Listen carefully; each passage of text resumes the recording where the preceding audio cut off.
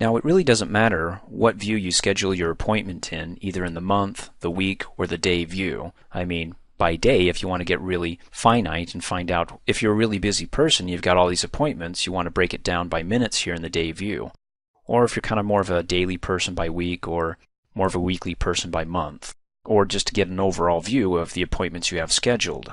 So what I'm going to do is I'm going to go ahead and schedule an appointment on the 30th. Now there's a couple ways I can schedule this appointment. First of all, the first way is to go ahead and select the date that I want to schedule the appointment. You can barely see it, but it kind of shaded it. Once I have the 30th selected, I want to come up here on the toolbar and click on the New Appointment button. That's one way. Notice that the start time and the end time is that same day, the 30th, okay? And I'll go ahead and close out. The other way is just to right-click on the day and go to New Appointment. Okay, still the same day, the 30th. Okay, quick overall view is that you want the subject of the appointment, like maybe this is a lunch with Tom, and then the location, then the start date and the end date, and of course their times. So it's starting the lunch tomorrow, and it's not going to be 8 a.m. Let me click on the drop down arrow. Notice how it has it in half-hour increments. Let me scroll down and let's do it at noon. And then by default it pushes it out the end time, so I got at least a half-hour lunch with Tom. If it's not exactly a half hour, maybe it's an hour, click on the drop down arrow and select an hour out, which is going to be 1 p.m. Again, if it's not exact and you don't like doing it by half-hour increments, then you have to come in here and manually change it. So instead of 1 p.m., how about if I click on the drop down arrow and go back to 12:30 and say it's going to be ending at 12:45. Go ahead and delete the default minutes in there and then type in your own, and then when you're done you can hit the tab key to make sure it accepts your entry. Now up at the top I can give myself a pop-up reminder. The default's 15 minutes, so at 11:45 or 15 minutes before 12 p.m. tomorrow I'm going to get a pop-up here that's going to remind me that I have a lunch with Tom. You can click on the drop down arrow and have a reminder 30 minutes before the meeting, by hours, by days, or even by weeks. If you set it by weeks, but you really mean months, a way around that is that you can come up here and customize it. Let's see, 3 months, we'll go ahead and type in 12 weeks, okay? And then hit enter to make sure it accepts your entry. Now, the moment I go ahead and I save this and close it, it's going to pop up that reminder. Why? Because the appointment's due tomorrow, and I want a reminder 12 weeks ahead of time. That was 3 months ago, okay? So maybe we can click on the drop down arrow and just say, look, we want to be reminded a day in advance. It's not quite noon yet. In fact, if you look at my system tray here, it's getting close. I'm going to go ahead and click Save and Close. Now notice in the calendar I can't see my appointment scheduled. Well, is it there?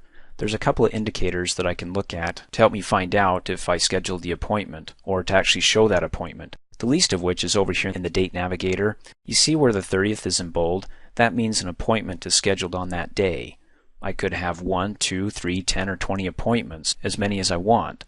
Now in the month view, the reason why it's not showing is because of the details. I have it set to low. If I go to high, you see how it pops up there? It can't all fit in that little tiny box there that day. However, I can hover over it and get more details, or double click to open it back up and make some changes and say, look, instead of 12 noon, I can say it's going to be 12:10 because he said he was going to be 10 minutes late. And then for the sake of seeing that pop-up come up, let's go ahead and say that we want a reminder 2 days before this date.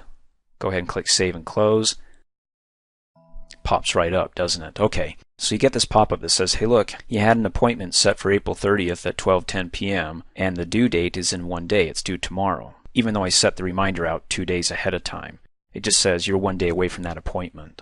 Now in order for this pop-up to manifest itself, you got to have Outlook open. Doesn't mean you have to have it maximized here. You can click on the minimize button and restore it down to the taskbar.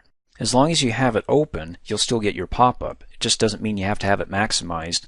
So what I do is I minimize it down to the taskbar and work on other projects. And then, when I get a reminder, it'll pop up right in front of that project or that software program, in which case I've got a couple of options. I can either go ahead and double click to open it up, or close out of here, or go ahead and dismiss it. And when I dismiss it, I'm not dismissing the appointment, I'm just dismissing the reminder so it doesn't pop up again. Or like the alarm clock, if you need some time to sleep in, say, oh gosh, go ahead and remind me, let's put this on snooze for 2 days, and then click snooze. It collapses out and it snoozes for 2 days. So the appointment comes, I miss it, and then 2 days later, because I hit the snooze button for 2 days, it pops back up. Let me go ahead and maximize this. If you need to make any changes, again, you can double click on the appointment, but keep in mind, again, you can not only view it in the month view, but you can go to the week view, a little bit more detail than the month view. You've got a little bit more space here, or you can choose show work week only, in which case it stretches open more because you have more space, or you can go to the day view, and there's Lunch with Tom Cafe there. Double click to open it up, and again, make any changes. Then when you're finished, be sure to save and close your work here.